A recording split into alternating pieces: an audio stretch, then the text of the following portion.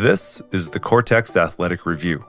I'm your host, Evan Carrillo, and each week I dive into the research to distill and relate sports science and psychological peer-reviewed literature to modern-day coaching and athletic development with a slight bias to hockey goaltenders.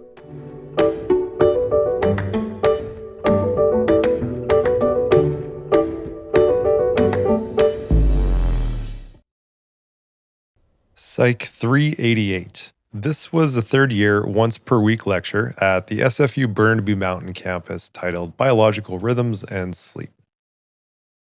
I had a moment there where I thought I was in one of those movie scenes where a university student stands up mid-exam, rips their test in half and yells, "F this," only to pan over to the professor where they slowly start clapping and say something like, "Congratulations, that was the test. You just passed." It actually wasn't that bad. It was weirdly both one of the most interesting classes, but ironic in that it was taught by the most monotone human I've ever heard in my life. More so than me, but I'm working on it. It was a 3-hour lecture from like 6:30 p.m. till 9:30 or so in the hottest lecture hall on campus, and the entire course was on the subject of sleep. Someone in the scheduling department had a good sense of humor, would be my suspicion. The thing about the sleep class was it was actually really interesting. The content, at least, as well as the resources. I still have some right over my shoulder on the bookshelf behind me here. This week's article actually reminded me a lot of that class, speaking to terms like circadian rhythms, suprachiasmatic nucleus, and Zeitgebers. The point of this article isn't to be an undergraduate class about things like entrainment to external cues like sunlight, but instead to provide a comprehensive review about how travel affects athletic performance. The title of this week's article is Do Long-Haul Travel and Jet Lag Affects Athletes' Physiological, Humoral, and Performance Outcomes? The paper was written by Antonio Benito and colleagues, exercise physiology researchers from several European research institutions, and published in Sports Journal in 2026, pretty recently. This research is a narrative review, meaning the authors pulled together and interpreted existing research. It's different than a meta-analysis that I've reviewed in previous episodes, where the meta-analysis is more of a quantitative review that can ultimately assign a number like an effect size. And a narrative review is more qualitative and paints a broader picture of what the existing research is saying.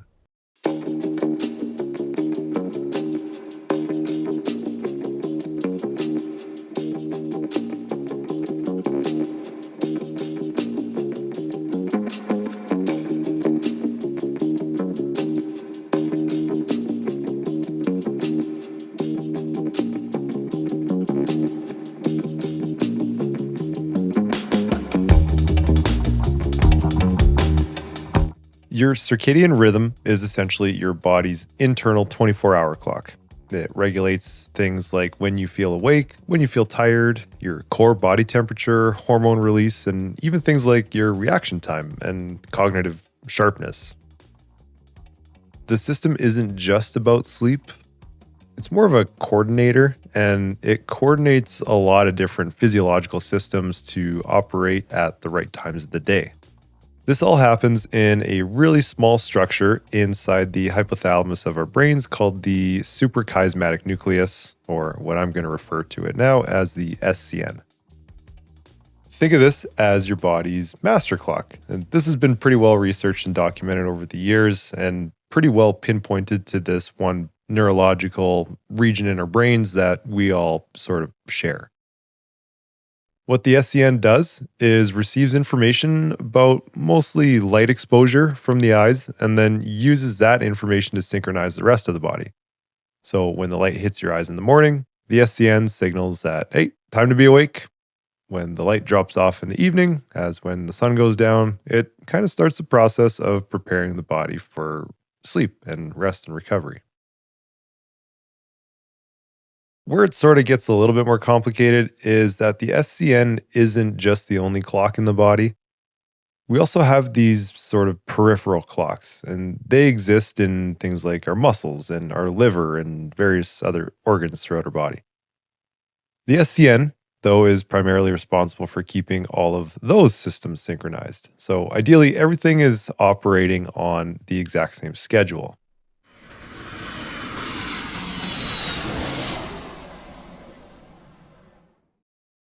The way that our systems stay aligned to the world around us and to our external environment is through something called Zeitgebers. Zeitgeber is a German word, and it literally translates to time giver. And it works to synchronize the body's internal clock network with the external environment. The article says in humans, light is the most potent Zeitgeber. The SCN receives photo input from the retina and uses it to reset subordinate clocks throughout the body and the brain and peripheral tissues through direct neural projections, hormone signaling, or by regulating behavioral rhythms such as the sleep wake and feeding fasting cycles. There are other Zeitgebers that we use to entrain or calibrate our biological clocks with our external environment. Some of those are things like meal timing or physical activity, even social interaction, stuff that might help with stimulation to keep us more awake and reinforce what time our body thinks it is. Now, with the question of long haul travel for athletes, the problem with this long travel distance is that these systems really quite regularly get thrown out of alignment. When somebody crosses multiple time zones, the environment changes immediately, but our internal clocks don't respond immediately. So you land somewhere new, a couple of time zones away, and your SCN is still operating on the original time zone when the local environment is telling you something completely different about what time of day it is and what the demands are for your body and your functioning in that environment. So now, instead of one synchronized system, we now have multiple systems that are slightly out of phase with each other. And that's essentially what this jet lag is.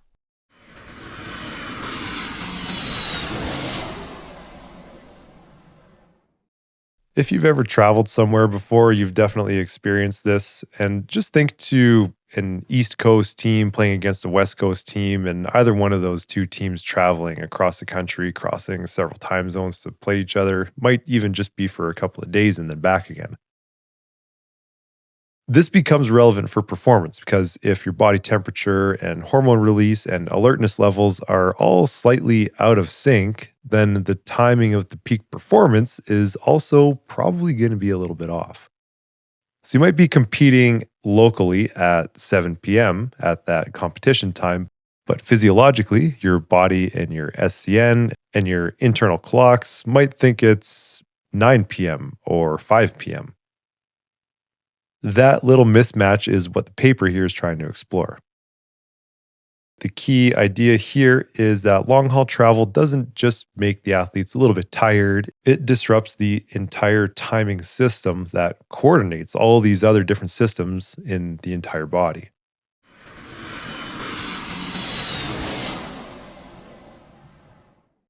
Let's just dive right into the difference that the authors highlight right away, and that's the difference between travel fatigue and jet lag. Travel fatigue actually has nothing to do with the circadian rhythm disruption. It's simply the physical and psychological stress of traveling. If you've got a big trip, just think about everything that comes with that. Maybe you're a little bit nervous, you have a bad sleep the night before, or an unusually early wake up, long periods of sitting and waiting or standing and waiting, a little bit of extra dehydration from really dry cabin air inside the airplane. And that's not even to mention dealing with like a delayed flight or a transfer or lost luggage or anything like that. I'm always kind of amazed how a flight that takes 45 minutes is a 3.5 hour ordeal from gate to gate usually, if I'm lucky. The thing is, you don't even need to cross time zones for this to happen. You can travel within the same time zone, and a day of travel, or even just a short travel, still takes a toll on you. The idea is that travel fatigue, it's immediate, and it usually resolves relatively quickly once the normal routines are restored, but it is still a thing to contend with, especially if that competition is happening shortly after the travel, then there might be some lingering effects.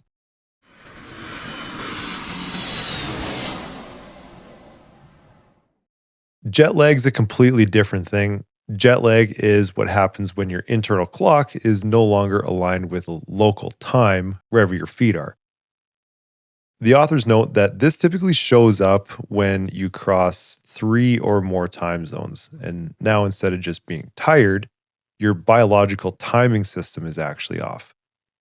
So you might be trying to sleep when your body thinks it should be awake, and you're trying to perform when your body thinks it should be asleep. There's a cool little bit that the authors note about the recovery time that it takes once you land. The rough rule of thumb is that when traveling eastward, it takes about 1 to 1.5 days per time zone crossed to fully adjust. So if you head east and cross one more time zone, it takes you about a day and a half to adjust to that, or daylight savings time that we just experienced here in Alberta in the spring. You lose an hour, it's kind of the same thing as traveling east. So it typically takes about a day to a day and a half for the circadian timing systems to respond to that. It's different when you're traveling west, or with this stupid daylight savings time that we still have in the fall when we fall back and we gain that extra hour. It only takes you about half a day to adjust to that. I find that fallback time zone change is just a little bit nicer to deal with than this spring one. The difference in recovery time just comes down to how the body prefers to adjust its clock. In general, it's easier to delay, so phase delay your internal clock, which is what happens when you travel west. It's easier to do that than to advance it, which is what happens when you travel east. There is a stacking effect that happens here. So, what ends up happening in real world settings is that the jet lag and the travel fatigue tend to stack up and compound a little bit for athletes when they're traveling to compete. An athlete or a team might arrive at the destination and they're already dealing with maybe some immediate travel fatigue and some ongoing circadian misalignment, especially if they've jumped a few time zones. And that's all happening now at the same time. So, depending on the schedule, they might be asked to perform before either of those systems had had any time to recover.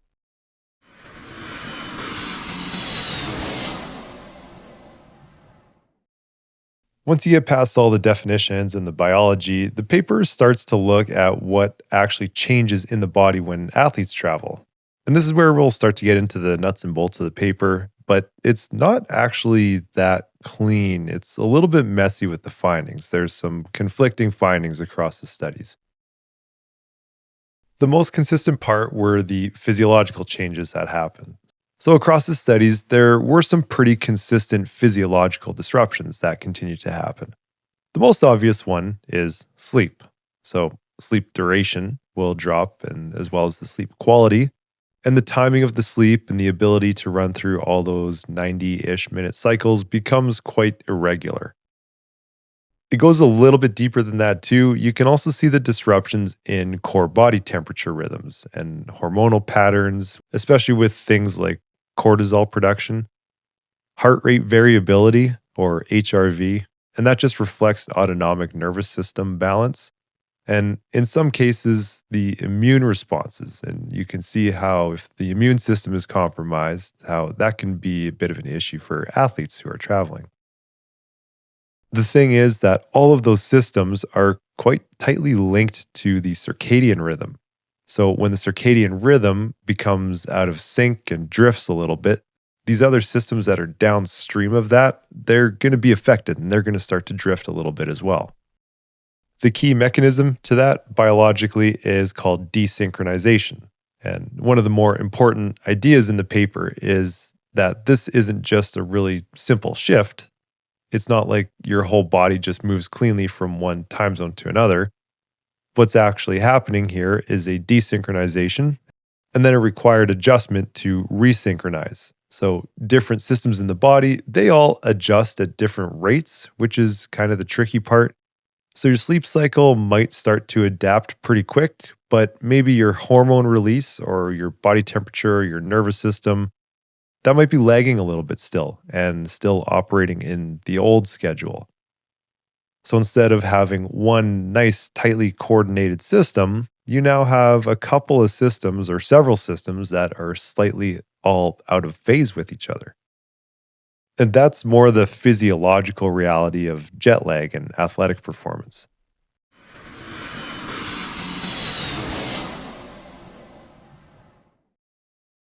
So it's not unreasonable to expect that all of this would probably have some impact, probably a negative impact on athletic performance.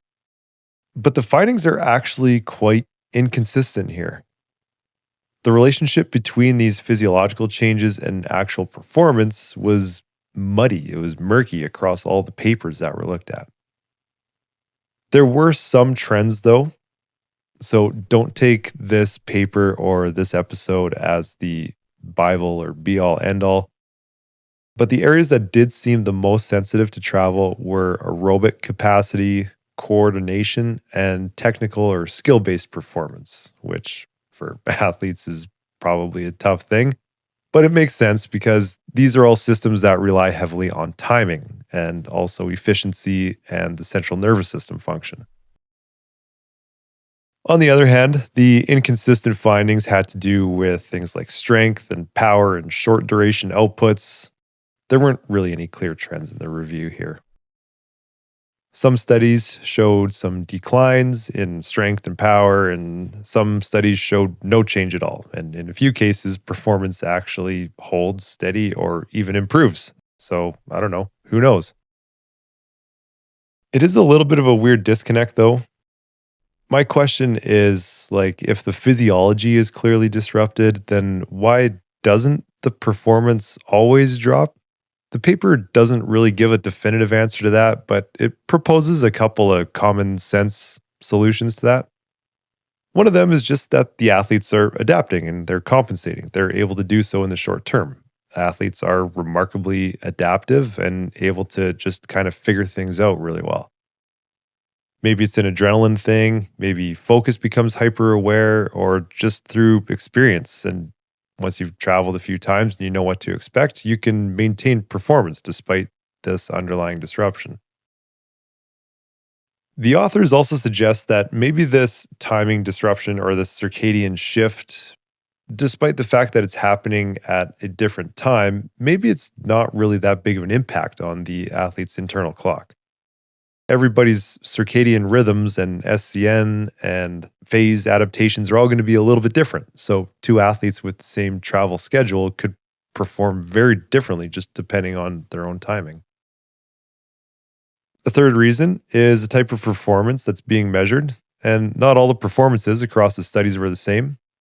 So, something like a powerlifting event is a lot different than a team sport. The impact of circadian disruption is not uniform across all these different sports and all these different domains. But the biggest one is probably the study variability. That just refers to the quality of the data that was analyzed. The studies in this review, they vary. There's a ton of different sports, there were a ton of different levels of athletes, there were a ton of different travel conditions, and there's also different metrics on how performance was even measured. So it's tough because we're not looking at one clean data set. We're looking at a wide range of different scenarios, and they're all being grouped together here. But the goal was to try and find a general picture and some general trends.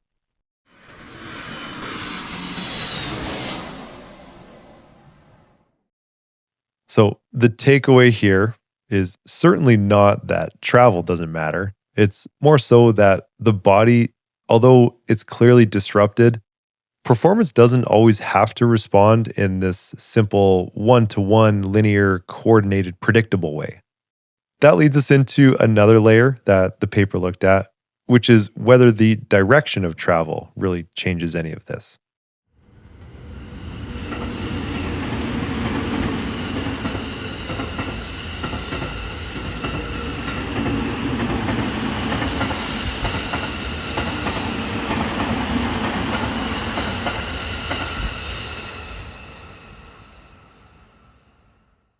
One of the more commonly discussed ideas with jet lag is that the direction really matters. And the paper does actually support that, but not as cleanly as people tend to present it.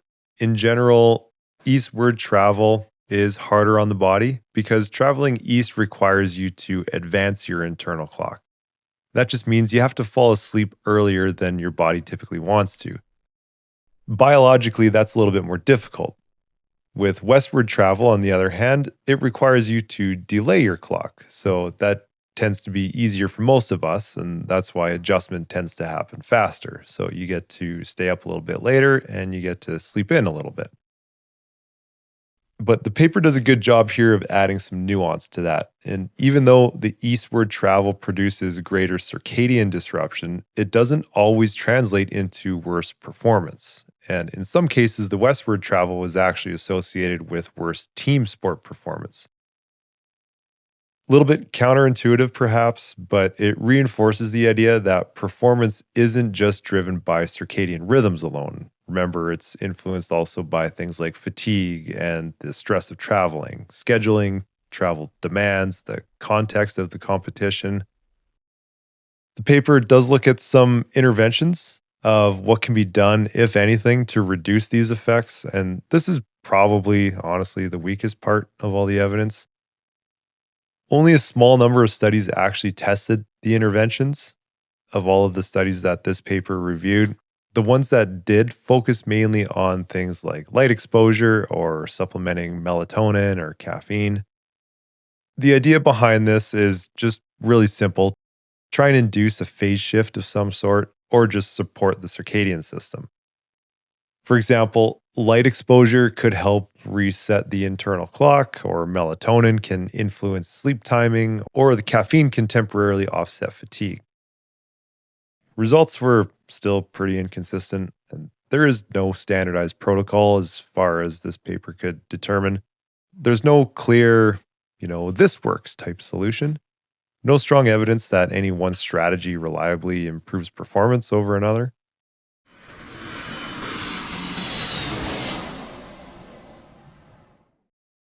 So, in terms of the key takeaways, if you zoom out, this section really enforces the same theme that we've continued to see throughout the paper. The physiology is quite clear, the disruption is very real, but when it comes to the actual performance outcomes, things get a little bit murky and complicated and inconsistent pretty quick.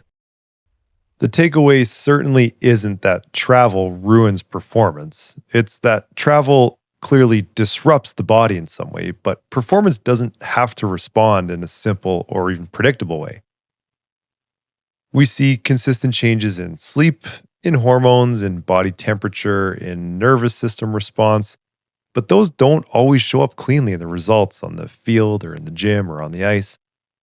And I think that's actually kind of an important distinction.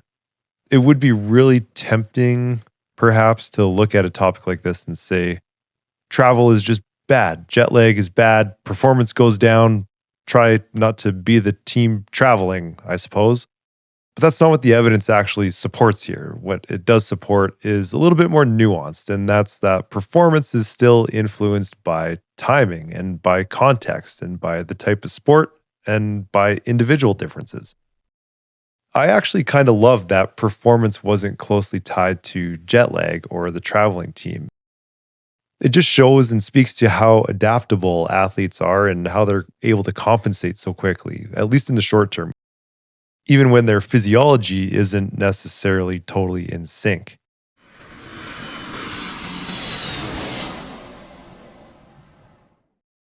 From a coaching perspective, what does this mean? Well, I think there is evidence out there, maybe not so much in this paper, but if at all possible, knowing that the circadian rhythm is going to take a little bit of time to adjust to east or westbound travel. If possible, try and arrive the night before rather than travel on the day of the game. Give yourself a little bit of time to adjust. And I think for athletes, it's that the greats that are out there are still going to find a way to get the job done, despite the fact that they may have traveled, they may have crossed a whole bunch of different time zones. I think specifically to an NHL finals where you have East versus West. There was a year where the New York Rangers were playing against the Los Angeles Kings. That's a huge time zone shift for both of those teams. None of those players were willing to use that as any kind of excuse. So just to wrap up and circle back to the paper, the main idea was pretty simple. long haul travel doesn't just make athletes tired, it's actually a disruption to a timing system that sort of coordinates the entire body.